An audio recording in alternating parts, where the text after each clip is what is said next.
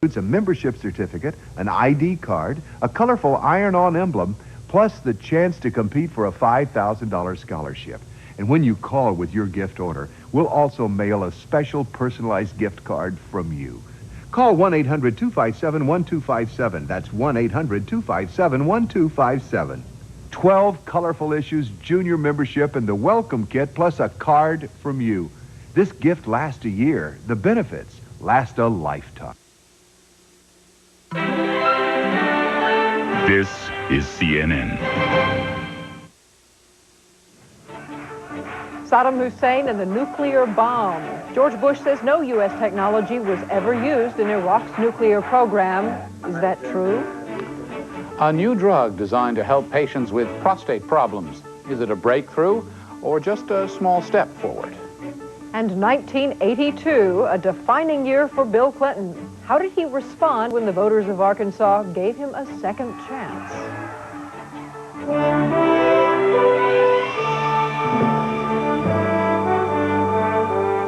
This is The World Today with Frank Sesno in Washington and Catherine Crier at the CNN Center.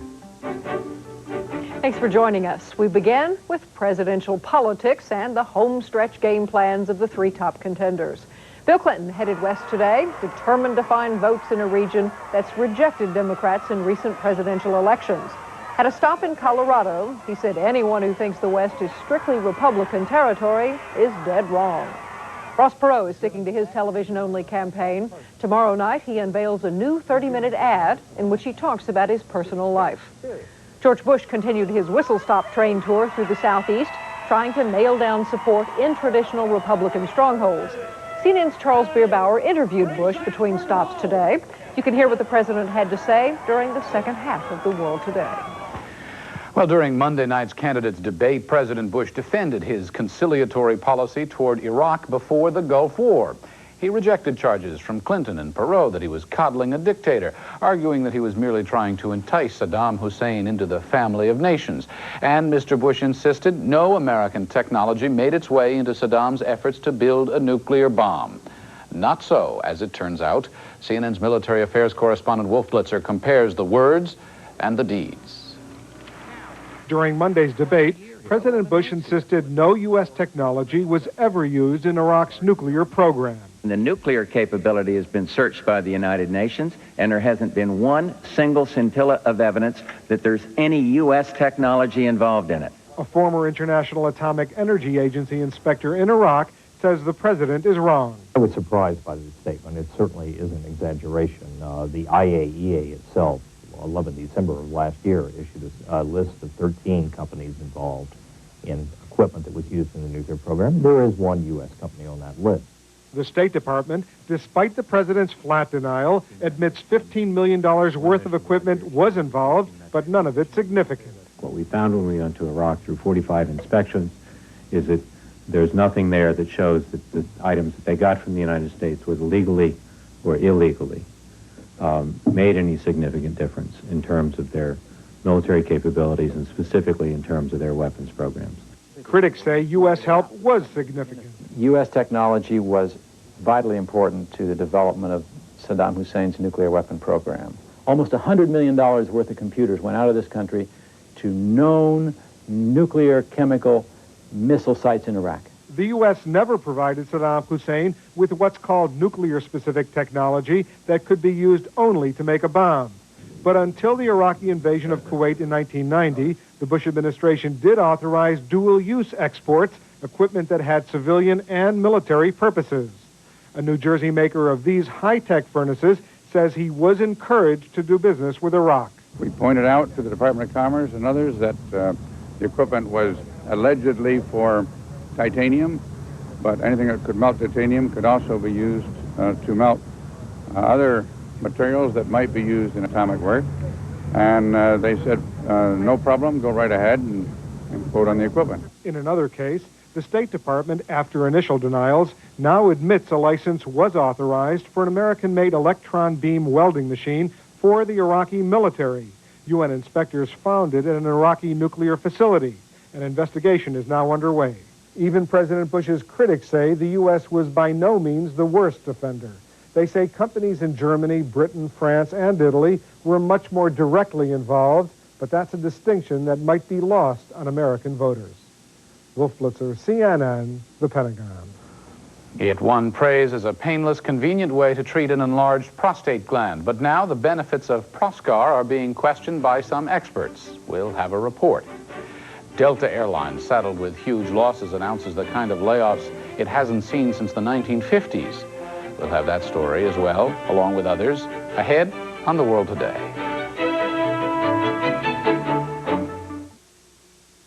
When your sinus and nasal congestion feels this bad, what can you do? Last year, you wanted to call the doctor. Last year, you wanted a prescription. But this year, Tavis D in its full prescription strength is available without a prescription. Just one tablet helps relieve 12 hours worth of painful congestion and sneezing. Guess what? I'll be there after all. Tavis D. One tablet, 12 hours, and now no prescription. I remember the day I left to go back east. I thought she was awfully composed. Like I was about 5 years old and my best friend was leaving. I remember thinking, I don't know when I'm going to see her again or if I'm going to see her again. And then I thought to myself as I was walking, it doesn't matter, I can always call her. Once we get on the phone. It's as though we never left. Ilma approached me and said, do you want to get on Friends and Family? And I continued to see some more savings there, and that's why I'm with MCI. When I think about our friendship, if I want instant gratification, I can pick up the phone. Has the simple joy of driving become a casualty of the times? Introducing 200 turbocharged horses. Uncanny grace. And one of the safest cars Saab has ever built. The new 9000 CSE. A car you can drive hard with your conscience intact. To find them back living at home and the platform because they can't we get work. built The world is says it all. in transition. The most and we important are feeling that family transition policy, in our homes.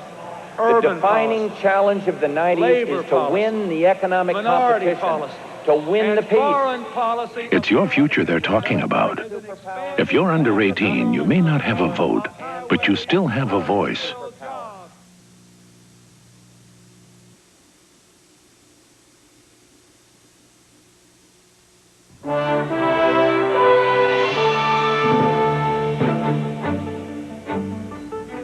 And now for a look at today's business news, Lou Dobbs joins us from New York with the latest. Lou? Frank, thank you. The nation's largest airline lost money in the third quarter of the year. AMR, the parent of American Airlines, lost $85 million. That against a profit in the same period a year ago. AMR blaming the loss on this summer's airfare wars, but one analyst on Wall Street says the fault may well lie closer to home. American probably is paying more than the other airlines simply because they, it seems they allocated a greater percentage of their seats for these deep discounts than some other airlines did. Well, a late-day telephone conference with analysts did help the stock rebound. AMR, in fact, ending up 1 1/8, closing at 62 1/8, despite that earnings performance. It was a day of mixed results for corporate America. Aerospace giant United Technologies posting a 19% gain in its earnings for the third quarter, mostly through cost reduction. But that increase in earnings less than the market had expected, and UT stock fell 1 1/8. Martin Marietta's earnings slipped by 4%, and so did Marietta's stock by 1/4. Texaco's earnings 6%, largely because of costs associated with Hurricane Andrew. Without those costs, Texaco actually would have improved its earnings by 17%, and Texaco's stock was up 1/8 on the day. Bond prices rose after 4 straight days of selling today. The move to lower a key money market rate by the German central bank renewed hopes for the prospect of globally lower interest rates. The Treasury's 30-year bond up 30 seconds in price, and the yield moving down to 7.59%. The dollar gaining ground for the third day in a row, up 2 cents against the pound sterling, up 2/3 of a pfennig against the Deutschmark, and up slightly against the Japanese yen. Those mixed earnings reports overshadowing the improvement in bond prices and muted gains for stocks. The blue chips bouncing in and out of negative territory.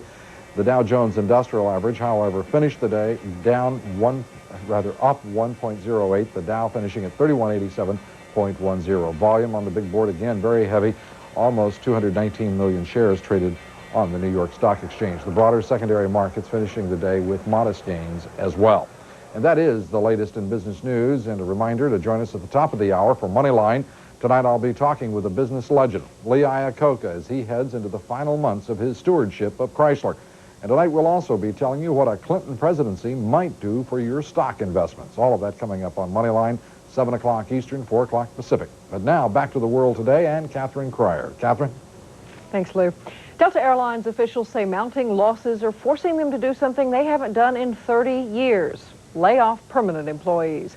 200 pilots will be furloughed indefinitely beginning in December. Delta's losses for fiscal 1992 amount to more than $780 million. CNN's Bonnie Anderson reports. Delta airline officials say the layoffs are a last resort, a painful response to economic realities. Our company hasn't changed at all. We're still a very family-oriented company, so it's very, very painful. But yet we absolutely have an overriding and compelling need to return to profitability. Delta has a proud tradition of taking care of its employees, all the way back to the early 1920s when the airline began as a crop dusting company in Monroe, Louisiana. And despite world wars and gas wars, tough competition and tough times, Delta continued to grow and be a leader in the industry. But after surviving 3 crippling recessions and depressions, Delta began feeling its own economic pinch 2 years ago. After buying Pan Am's international routes, the airline found many international travelers are still frightened to fly in the wake of the war in Kuwait.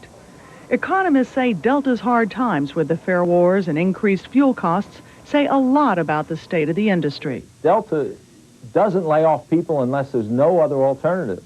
The fact that they're now laying off indicates that they clearly have given up on some of their growth projections.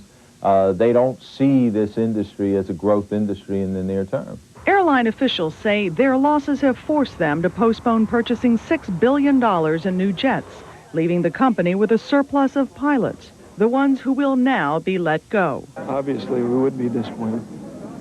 It is a change. The airline industry is in bad trouble. To further cut costs, company officials have also instituted a hiring freeze, cut benefits, even stopped using lettuce to line plates on flights, saving $1 million a year. All of this was designed to reduce the daily cost of doing business, to help us get more competitive, to be able to offer a price that will lure the passenger on board, at the same time help us make a little money. But making money is still a long-term goal. With the country, indeed the world's economic future still uncertain, airline officials say there might be even more layoffs before the airline sees another profit. Bonnie Anderson, CNN, Atlanta. In the last debate, Ross Perot termed Bill Clinton's experience in Arkansas irrelevant. We'll let you decide as we take a close look at what Clinton did for education, taxes, and big business when he was in Arkansas, and when voters in Arkansas gave him a second chance. That's up next, right here on The World Today. Norelco doesn't just shave close, but incredibly close. Or merely shave in comfort, but exceptional comfort. Because inside Norelco's floating heads, our lift and cut system lifts the hair so when it's cut, it can drop below skin level without the blades touching your face. And once you've shaved that close and comfortable, you know you'll always be comfortable shaving with Norelco. Norelco, we make close comfortable. The hair is gross. It makes you itch. It gets everywhere. It covers everything. It's down in the Epson printer. We groom hundreds of dogs a week, literally. It's a lot of hair. Big long hairs like this, little tiny hairs. It's a disgusting mess. After 8 years and 29,830 pounds of dog hair, Singing Scissors Pet Care Center in Santa Fe, New Mexico is still operating at a healthy clip. So is their Epson printer. And the printer's totally fuzzy and gross inside. It just seems to keep going no matter what. I can't remember. It was something... Nicoderm, nicotine transdermal system. Yeah, it's called Nicoderm. Oh, yeah, the patch. Nicoderm, huh? Yeah, it's a patch. Nicoderm, derm, by prescription only.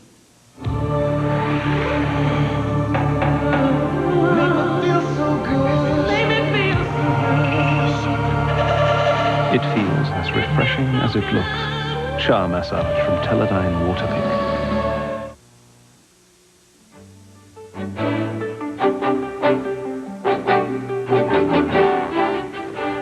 Today in our series on Democratic presidential nominee Bill Clinton, the man and his record, We look at how Clinton was a changed leader when he was reelected as governor in 1982. He focused on a few major problems facing Arkansas, and in one sense began the political journal that will culminate in 13 days with a presidential election. Ken Bodie reports.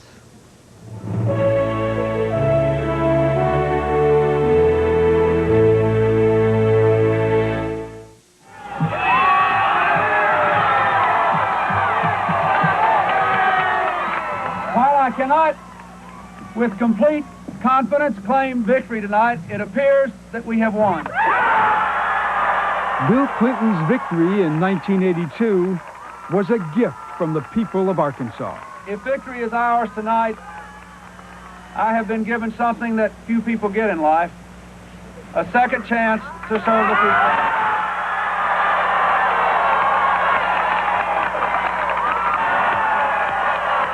But his victory was double-edged.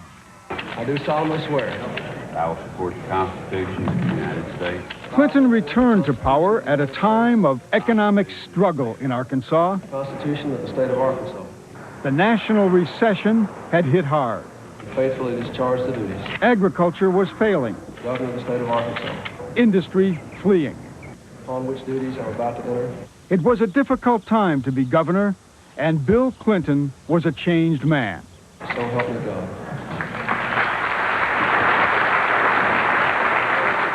Much of the fight that had characterized his first term was gone. As governor, you've got a limited amount of political capital you can expend, and you ought to put it in areas where you can make a difference. This time, Clinton was determined to make a difference. He scaled back his activist first-term agenda and chose his battles carefully. He focused on what he could actually accomplish and what would help him build for higher office. The old fighting populist Bill Clinton became Governor Clinton, the conciliator. He was more inclined to take on winnable causes and build bridges to old adversaries. He knew he had tried to do too much before, and this time he focused. His main goals: make the schools better and attract industry and jobs. There's more political capital in being a champion of better schools in Arkansas. And when you're the consummate politician, always looking to enter the national arena, I think you pick and choose mainly for political reasons. And there was political success to be won from helping Arkansas's schools. Not only was the state last in per-pupil spending, but it lagged far behind in virtually all measures of education strength. In 1983, the Arkansas Supreme Court ruled that the schools had to improve. This would be the chief area of work and of emphasis for him. He came back in 82, and in 83 he held a special session just about educational issues. People are sick of excuses and want action. They want better education, and In April 1983, Clinton appointed Hillary to head up a Blue Ribbon Education Standards Committee. Arkansas must offer competitive remuneration so that the best teachers find it attractive to stay in their chosen profession. Her mission: create new methods of improving schools. And any kind of change is difficult. It's not an easy. She and the committee traveled to every county in Arkansas, holding public hearings, asking people how they wanted the school system reformed. Tell us what your ideas are. The result of those meetings in all of our 75 counties was what we call our minimum standards. And if it takes a fight to pass it, I want to have a fight about it. I'm tired of making excuses for our state. Clinton accepted Hillary's recommendations: smaller classes, tougher requirements for students, mandatory tests for 8th graders, more science and language classes. And he traveled the state preaching about the plight of the schools with missionary zeal. I want everybody in this room to personally call or write your representatives and senators and ask them to support the program. We started in 1983 and just threw ourselves into it, and Bill made the decision that he wanted to be closely identified with whatever we could achieve. I'm glad to sign the support of the entire education community. Clinton pushed through a 1% increase in the sales tax to pay for his school reforms. It is insulting. Clinton's plan called for the mandatory testing of teachers. I will not take the test. And the teachers howled. 2, 4, 6, 8, we will not participate. But Clinton took the political heat. And in the end, Arkansas's 25,000 teachers took the test. And I want to thank the sponsors for their tenacious fight for it. Clinton had overwhelmed the opposition to pass his school reforms. Thank you very much.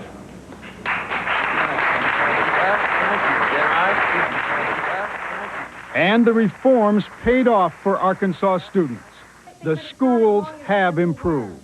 All right, Dan's got Matt's chlorella over here. Academic standards are tougher now. The curriculum is broader. Test scores are finally approaching the national average. And the percentage of students going on to college has increased 13%. Okay, well, wait. Stentor can get round on the end like that sometimes, too. It is indicative of how effectively Clinton mended his fences that he lobbied the powers that be in Arkansas, and they agreed to help raise taxes to pay the bills for education. Arkansas has been good to this group of people up here. I think there's no doubt about it. Now it's our turn to try to be good to Arkansas. The governor's agreement with the Arkansas Business Council, his old adversaries, was stark evidence of the new Bill Clinton. The Arkansas Business Council, these 15 or 20 most successful people who supposedly run the state, came out in support of Clinton's program, including the tax package, and we were not able to get it passed. Bill Clinton had found harmony with Arkansas's business powerhouses. They agreed that education was the key to another shared goal, strengthening Arkansas's manufacturing base. The task of attracting new industry to the state was underway. But first, they had to hold on to companies threatening to leave the state because of the weak economy. Several industries that had been here for an extended amount of time, like International Paper and Georgia Pacific, and they were closing up, and they were leaving because it was no longer competitive for them to be here. Timber and paper companies lobbied Clinton to provide a big tax break to companies threatening to flee the state. To hold on to those companies, Clinton pushed through the legislature an investment tax credit, encouraging industry to stay in Arkansas and expand. The governor helped International Paper obtain a tax credit of more than $35 million. The company stayed in Arkansas. Critics said Clinton had shortchanged state revenues to help the industry. He nibbled away at our tax structure, which meant less money for our system of education, which is really the great thing we have to build up in order to attract industry here. Despite the criticism, Clinton's investment strategy has meant more jobs for Arkansas. 200,000 more jobs in the past decade. 619 new plants have opened. Over 2,000 others have expanded. Because of the tax credit, International Paper added 335 jobs and now pumps over $300 million into the local economy. Oh, it gut-graded my life tremendously. People like Dina Taylor, who was unemployed, now have jobs and can spend money again. I bought 11 acres and I built a 2,500 square foot home for me and my daughter. We had a certain level of corporate investment in our state. And then all of a sudden, the year that we passed the investment tax credit, that tripled and has been steady ever since. Still, critics say the basic strategy has been good for industry, bad for people. The old system, which was a Southern strategy, has really raped the South, in my view. It certainly has this state, of saying we have weak unions, cheap labor, and good tax breaks. In fact, Arkansas is a weak union, low-wage state. It is also a right-to-work state, which means workers cannot be forced to join labor unions, even in union shops. It effectively does cripple collective bargaining by keeping unions weak and by keeping wages low. And that's a fact, and that's what's been happening in this state. Arkansas wages are $2.38 an hour below the national average. For all of Bill Clinton's effort to broaden the industrial base of Arkansas, per capita income has risen only slowly, from 50th to 47th. The minimum level of requirement in manufacturing is a high school education.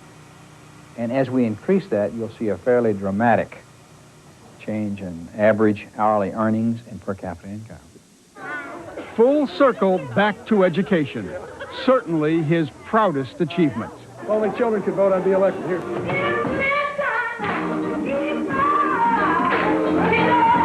Clinton has also appointed more blacks and women to state government positions than anyone before him.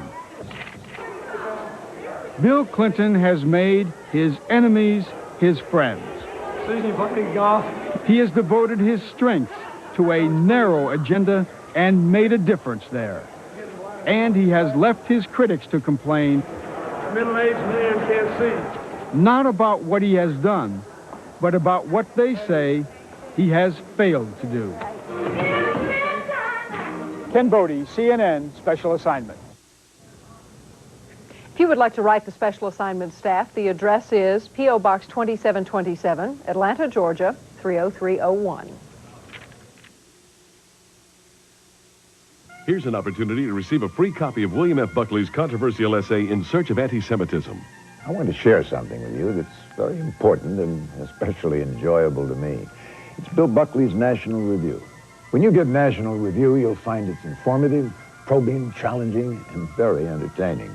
It's not on many newsstands, so this may be your only chance to get a trial subscription. For a trial subscription to National Review, call 1-800-257-1257. Tonight, does Clinton have it clinched, or is that just what the media wants you to believe? The press, are they playing fair, or are they playing favorites? Their voice and your vote. In the Crossfire, 7:30 Eastern tonight. 1 a.m., still awake. Your fever's worse. The coughing and congestion just keep you awake. This flu you handled today now feels out of control. You've got the night flu and you need maximum relief. TheraFlu introduces new maximum strength nighttime, the strongest hot liquid formula ever made. It relieves your worst flu symptoms so you can get the sleep you desperately need.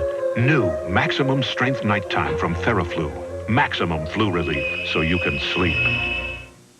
The cushioning foam in pro football helmets is the same foam used in Easy Spirit shoes for men. So it's as good for your day off as for the days when you get tackled on the 1-yard line by the kicker. Easy Spirit shoes for men. There really is a sneaker inside every shoe.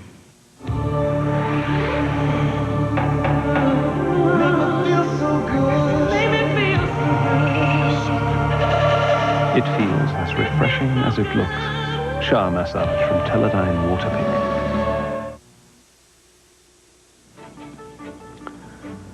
And coming up in the second half of The World Today, George Bush holds on for the campaign ride of his life. The president makes predictions in an interview with CNN.